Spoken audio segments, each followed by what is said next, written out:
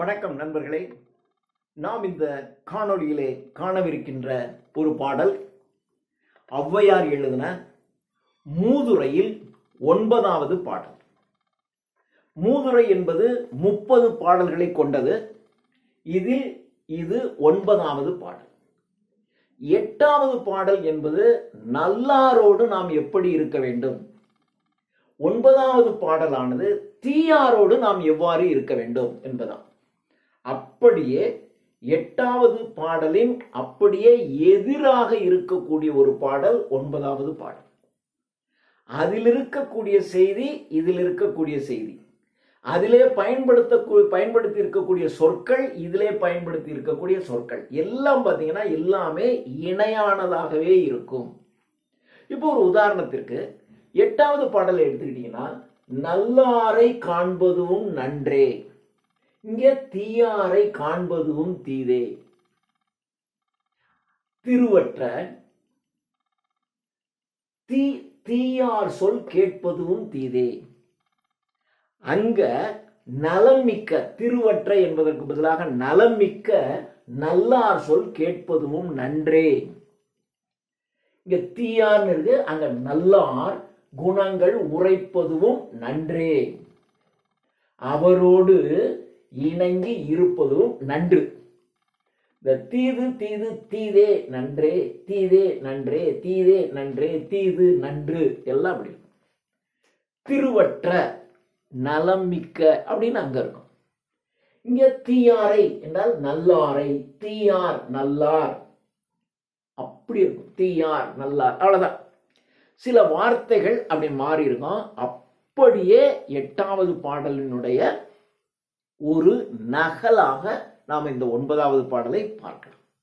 அதில் நீங்க நல்லாரோடு இணங்கி எப்படி இருக்கணும், நீங்க தீயாரை கண்டால் நீங்க எப்படி இருக்கணும், இது 9வது பாடல். இப்பொழுது நாம் இந்த பாடலை காணலாம். தீயாரை காண்பதும் தீதே. ஒரு தீயவரை பார்க்கிறதே தப்பு, பார்ப்பதே தவறு, பார்க்க கூடாது. தீயாரை பார்ப்பதுவே தீது. அந்த தெருவில் ஒரு மூர்க்கன், ஒரு ரவுடி, நம்ம ஏன் அவரை போய் பார்க்கணும்? அவரை பார்க்கின்ற சந்தர்ப்பம் கிடைத்தால் நம்ம ஒதுங்கி சென்று விட வேண்டும். தீயாரை காண்பதும் தீது.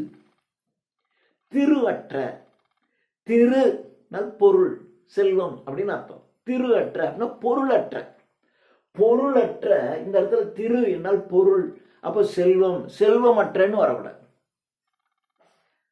அதாவது தீயவர்கள் ஒரு பொருட்டே கிடையாது. திருவற்ற தீயார் சொல் கேட்பதும் தீது. தீயாருடைய சொற்கள் எப்படி இருக்குன்னா எந்த விதமான பொருளும் இருக்கக்கூடாது, இருக்காது.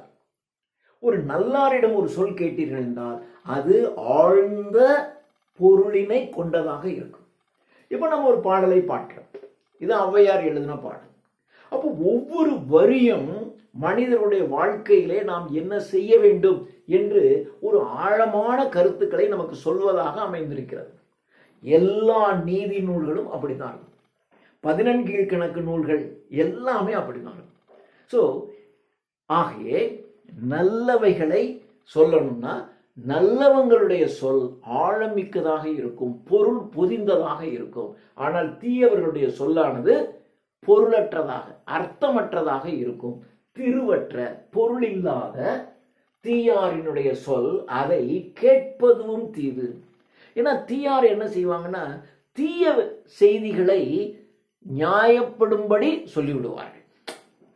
இது என்ன பெரிய தப்பா, இது ஒரு தவறா, இதுக்கு ஏன் இப்படி பண்றீங்க, இது ஒன்றும் பெரிய தவறே இல்லை என்று ஒரு மாபெரும் பாதக செயலை அது ஒரு தவறே இல்லை என்று அவர்கள் பேசிக் கொண்டிருப்பார்கள். அந்த சொல்லை திரும்ப திரும்ப நீங்கள் கேட்டீர்கள் என்றால் உங்களுடைய மனதிலும் இது ஒன்றும் பெரிய தவறு இல்லை என்று, ஒரு தவறு செய்வது தவறு இல்லை என்கின்ற எண்ணம் நம்முடைய மனதிலே தோன்றிவிடும். அதனாலதான் அவங்க என்ன சொன்னாலும் அந்த சொல்லு காதல விழுந்தாவே நாம் தீயவர்களாக மாறிவிடுவோம். மாறிவிடுவதற்கான சாத்தியக்கூறுகள் அதிகமாக இருக்கும். எனவே திருவற்ற தீயார் சொல் கேட்பதும் தீது. தீயார் குணங்கள் உரைப்பதும் தீது. தீயவர்களினுடைய குணாதிசயங்கள். அவர் எப்படி திருடினார், எப்படி ஏமாற்றினார். நீங்க திரைப்படத்துல கூட பாத்தீங்கன்னா ஒரு ஏமாற்றுகின்ற காட்சி,